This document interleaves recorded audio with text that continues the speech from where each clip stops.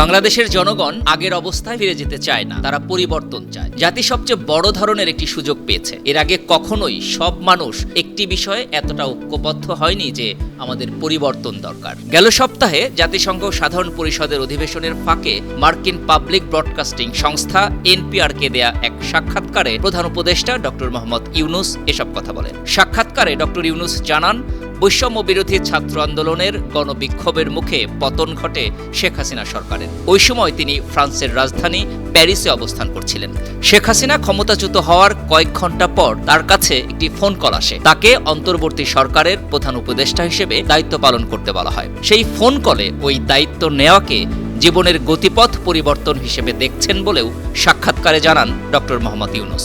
নির্বাচন প্রসঙ্গে উপস্থাপক মিশেল মার্টিন জানতে চান, আপনাকে সমর্থন দেওয়া সামরিক নেতারা বলছেন অন্তর্বর্তী সরকারের 18 মাস ক্ষমতায় থাকা উচিত, আর বিরোধী দলগুলো নভেম্বরে নির্বাচন চেয়েছিল। আপনার জন্য কি 18 মাস সময় যথেষ্ট?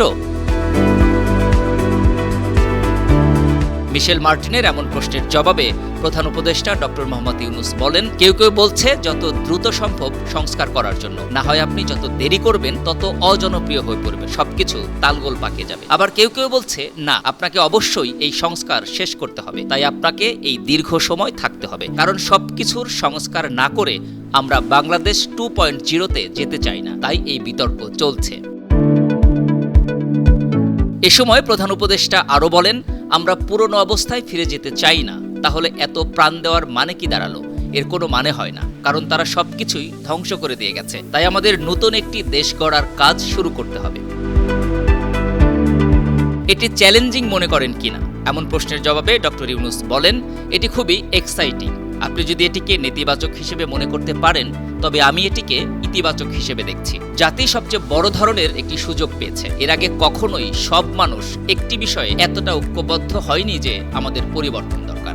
সংখ্যালঘু হিন্দু সম্প্রদায়ের উপর হামলা, মাজারে হামলা ও মব জাস্টিসের শিকার হয়ে মৃত্যু বিষয়ে এক প্রশ্নের জবাবে ডক্টর ইউনূস বলেন, লোকজন বিপ্লবের আবহে ছিল, বিপ্লবী পরিস্থিতি বিরাজ করছিল, অনেকে খুন হয়েছে, যাদের কারণে তাদের সহযোদ্ধাদের প্রাণ গেছে, তাদের খুঁজছিলেন তারা। এজন্য তারা শেখ হাসিনার নেতৃত্বাধীন দলের সমর্থকদের আক্রমণ করেছেন। ডক্টর ইউনূস আরও বলেন, আপনি যখন সংখ্যালঘুদের কথা বলছেন, এই সংখ্যালঘুরা বিশেষ করে হিন্দু সম্প্রদায়, তারা শেখ হাসিনার দলের সঙ্গে যুক্ত। তাই আপনি এটা আলাদা করতে পারবেন না যে তারা শেখ হাসিনার অনুসারী হওয়ার কারণে নাকি হিন্দু হওয়ার কারণে আক্রান্ত হয়েছেন। তবে এটা নিশ্চিত যে তারা আক্রান্ত হয়েছেন। আমাদের ভিন্নমত থাকতে পারে, কিন্তু তার মানে এই নয় যে একে অপরকে আক্রমণ করতে হবে। News desk, 52 TV.